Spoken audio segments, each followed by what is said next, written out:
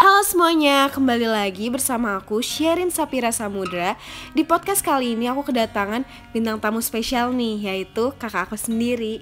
Hai semuanya, kenalin aku Iren.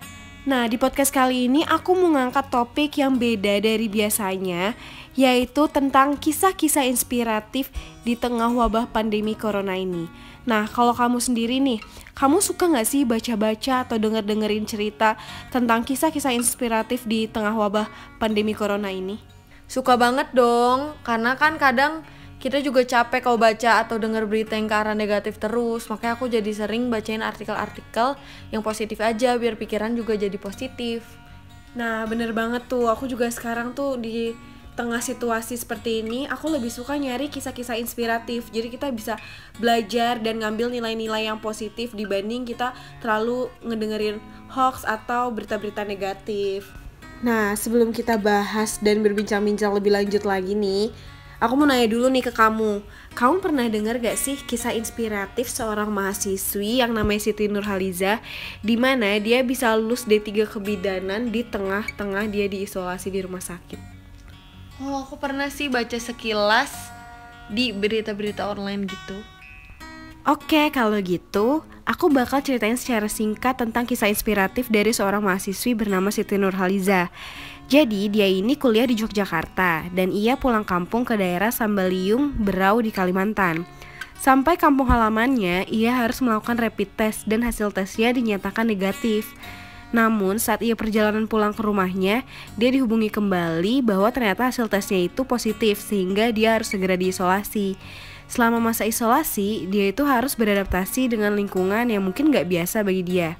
Ditambah lagi, ia sempat mengalami frustasi karena namanya tersebar di media sosial bahwa ia pasien positif corona. Jadi banyak banget masyarakat yang menghujat dia. Tetapi dia juga banyak dapat dukungan dari orang terdekatnya maupun masyarakat yang bisa dibilang open-minded. Jadi memberikan semangat kepada Siti sebagai pasien positif corona. Siti menjalani hari-harinya ini penuh semangat. Ya, dia tetap suka olahraga dan melaksanakan tugas akhir kuliahnya sampai ia sidang dan mendapatkan gelar D3 kebidanan. Semua ini dilaksanakan di ruang isolasi Rumah Sakit RSUD Abdul Rifai. Siti juga dinyatakan sembuh dari corona dan ia juga sudah melakukan 2 kali tes swab dan dinyatakan negatif. Kesembuhan dan kelulusan dalam meraih gelar D3 kebidanan selama masa isolasi yang telah diperoleh Siti Nurhaliza ini memberikan kabar bahagia kepada banyak pihak, terutama keluarganya yang langsung menjemput Siti Nurhaliza di RSUD Abdul Rifai.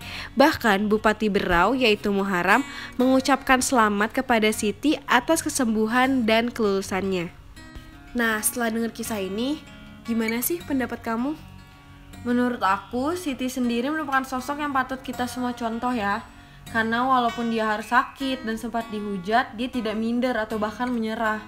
Makanya ia tetap bisa meraih sesuatu yang telah dicita-citakannya sejak lama. Jadi pantas banget lah buat kita contoh. Bener banget, menurut aku juga sama kayak kamu, dimana dari kisah Siti ini kita bisa banyak banget ngambil nilai-nilai kehidupan ya.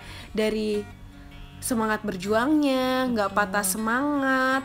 Dia juga mau terus nyoba sampai akhirnya dia juga dinyatakan sembuh dari virus ini.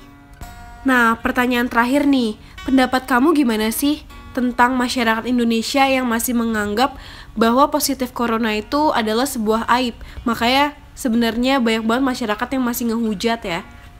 Iya benar-benar. Menurut aku itu tuh sebenarnya salah, karena sebenarnya corona itu bukan suatu aib, sama aja seperti maksudnya penyakit biasanya yang harus kita beri semangat biar penderitanya punya daya juang sehingga cepat sembuh. Ya bener banget, aku setuju banget sama pendapat kamu. Karena menurut aku sendiri nih, pasien COVID-19 ini bukan suatu hal yang harus kita jauhin karena misalnya kita takut ketularan atau apa. Jadi sebenarnya kita itu justru harus mendukung mereka biar mereka itu bisa survive. Karena menurut aku orang-orang yang terkena positif COVID-19, jika dia juga dikelilingi oleh orang-orang yang memberikan dampak positif buat mereka, itu bakal cepet banget buat memulihkan kembali keadaan di Indonesia ini.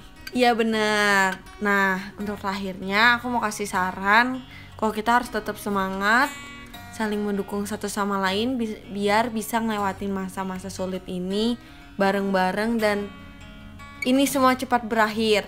Amin. Amin. Nah, sebagai penutup podcast kali ini aku juga mau ngasih saran nih bahwa kita sebagai masyarakat yang baik, kita juga harus tetap menaati peraturan pemerintah. Dan semoga kisah inspiratif di tengah wabah pandemi corona ini yang udah aku kasih buat kalian itu bisa kalian ambil nilai-nilainya sebagai pembelajaran. Aku juga mau berterima kasih banget karena kamu udah mau nemenin podcast aku kali ini nih. Sama-sama. Nah, jadi itu sekian aja ya podcast aku pada hari ini. Semoga apa yang aku sampaikan dapat menjadi pembelajaran buat kalian. Makasih. Dah. Dadah.